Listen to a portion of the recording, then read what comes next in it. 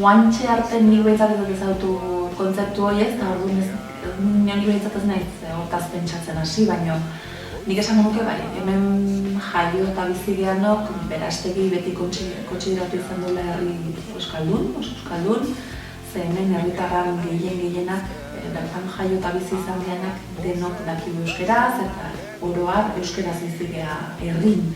Nik uste suertea izan deula eta zonaldeik euskaldunetako baten bizi gehala. Naturalki transmititu izan da hizkuntza, gazten artean gero mantendu da, eta horretan arazo nabarmenik ez dugu ikusi izan. Kontu da oain denbora aurrera dikoan eran, gauzek pixka bat aldatzen hasi zaizkiula, edo bentsat ematen dula pixka bat estutzen hasi dela gauzak. Herrin igual somatzeala erdera gehiago, igual erbadunak ezi kanpotarrak eta leku dira, eta hain igual gehiago itxeitele erderaz o zean nola, baina bueno, nik ez dakit, ez dut orain gehiztu dira. Herria handitua, etxepila berri pila bat dituzte, eta etorria jende asko, kanpotik, tarun gurasoak badia, oamagoa eta erobia, erdaldun handia. Eta orduan bai da, ume horiekin joera gurasokin erdera zitzaitegu, Eta orduan taldean elkartzeia umeekin, eta nahikoa da batek erdera zitzetan, batzutan joera badake. Baina ez dakit hainbeste daukeun arnasgune izaten kontzientzia. Alegie, ez dakite guk alegik bestela euskerantzako dauken garrantziri buruz asko hausnartu den. Nik esango nuke ez ez. Euskeraren erabilera pixkat gutxitzen nahi okedan, kezka edo bai sortu dela herritarren artean, beste gabe, eta udalen bertan ere baitzen izan dugu horri buruz eta, Zenbait tokitan zerbitzari erdalduna dauzkagula, o kultura kontsumitzeko garaien erderaz egiten dela asko, atarian arpide duen gutxi geha, berria igual ez duzu ikusiko taberna guztitan. Horako gauza dauzkagu, eta nahiz eta euskeraz bizi jende asko edo eguneko handi bat, gero ez da erabat errealare, eta ematen dunez, eta Xabierrek entzun azterketan arabera, gero eta erdera gehiago entzuten da. Badaude oraindik eta ni umean hitzaren adibidez bazien eta gaur egun ere bai, euskeraz ez dakienak edo ausartzen ez dienak eta baina gutxi batzuk. Nik uste portzentaietan bazkari baina herritarren uneko 90 bat euskaldun gala eta euskaraz bizi gala. Gure garaian erbaldunak egazian, erbaldunak bazian da erderaz egon hitzetik, izan, eta oain igual gehiago, jende gehiago da horako, baina euskaldun giro zarenetzako igual segitzen, euskaldunak euskara. Ez potentzio ditzen, zenbat erbaldu da hori honetan. Zainu maite duzun hori. Bai indie urte gutxitan etxe asko, eta bai etorri da kanpotik jende desente eta etxen erabasakuta daukagu gaztelera. Gure burun eta gure barrutan ere bai. Eta ematen du bizimodu mota batek, esaten denak etxean geratzeko bizimodu horrek, eta alegin hainbeste ez igual, baina hemen inguruko herri txikitan bihurtu lehizke herrik lotarako bakarrik. Emigrazioan kontu hori alde batetik, eta gero nik uste beti gertatzen zaiguna,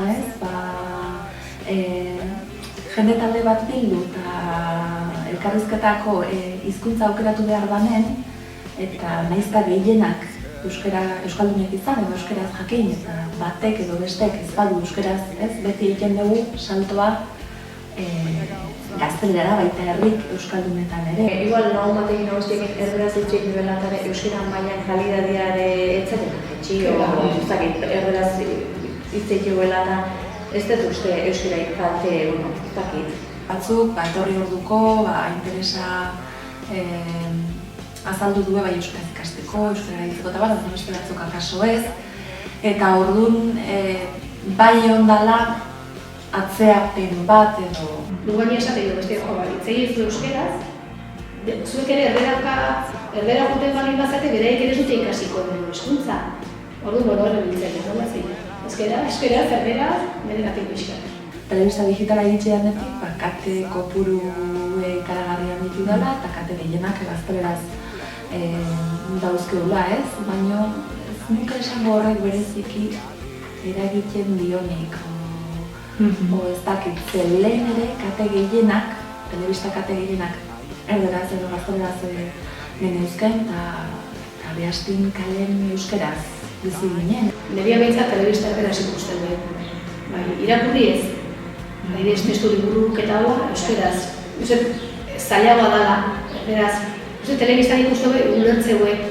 Hobeto baino, irakurtzeko garaian hitz asko, Nebiak behintzat doanikan, bere sarai ez dakit zein da. Liburuak normalian euskeraz. Nik beti euskeraz hitzik eroste egite baina. Hala esaten didate, zertan Soziolingüista batzuk arrisku mailak edo jarrita dauzkate. Eta bueno, horre gu ez gaude arrisku ikaragarriko herri baten, baina egia da zer mejoratu beti da hola. Eta horrean sartzen da esate bateko gu euskeraz hitz egiten den herritan eta pixka bat irakurri ere euskeraz egitea, kultura euskeraz kontsumitzea, musika edo zer gauza eta antolatzen dien ekintzak eta euskeraz egitea, ez bakarrik etxen eta kalen euskeraz egitea, ez da?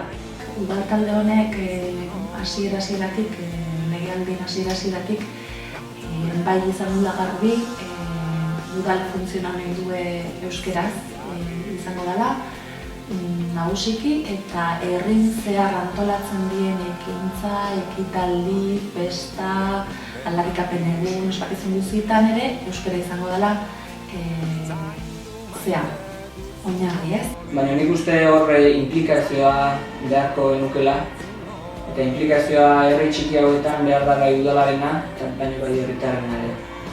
Eta hor komeniko litzeke zenbait jende pentsatzen jartzea, zein da gure egoera, diagnostiko on bat egitea, eta gero abeiako helburuk eta markatzea. Ze oraingoz nik dakidala bintzat hemen herri txikiotan, ez dugu eduki arazoren kontzientziaik, hemen ezer gertatu litekenan kontzientziaik eta askoz gehiago kezkatu izan gara, eta beste edozein gaiekin, ez da?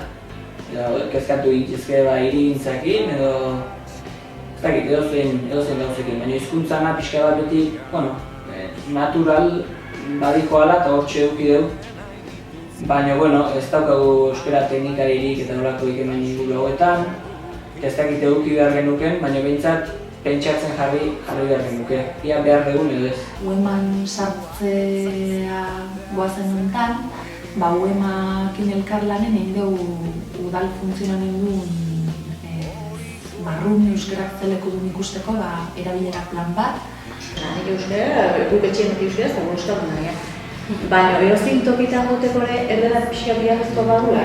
Osea, ez ditzela egon lotxetan, hau arean nora esango, osea, netzako erdera ere, gaur egun hemen pixka biharrezkoa da, erozik tokitan goteko ja astizutik anatatzea, baina bilauna osea, erdera ere bihar du, Osea, ez ditut nahi nik nire horiek itxi, euskera. Osea, nik bat egin ikusten bari eta erdazetzen erdadun dalako, ez dio atentzik hartuko, ez du euskera gutxi hori ez.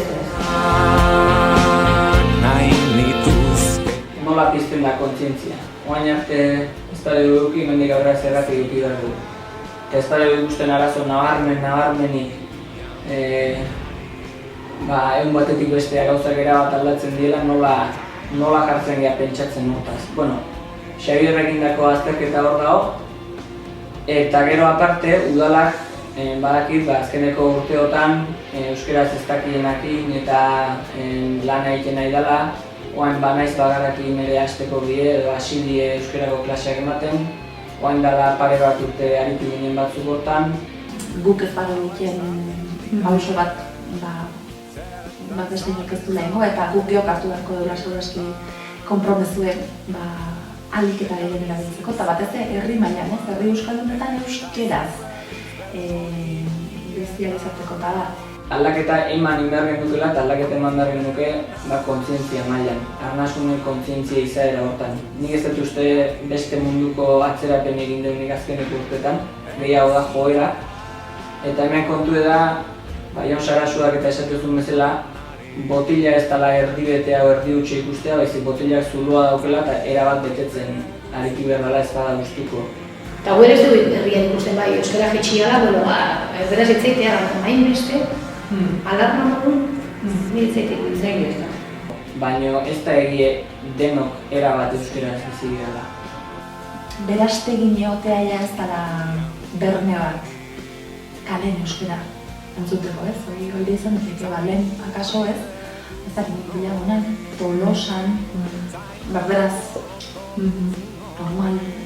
normalago behintzat, ez? Eta berastegin, seguraski euskaraz entzuten gendun eta bizi ginen, edo euskara entzuten zan kalen normal kasun baten.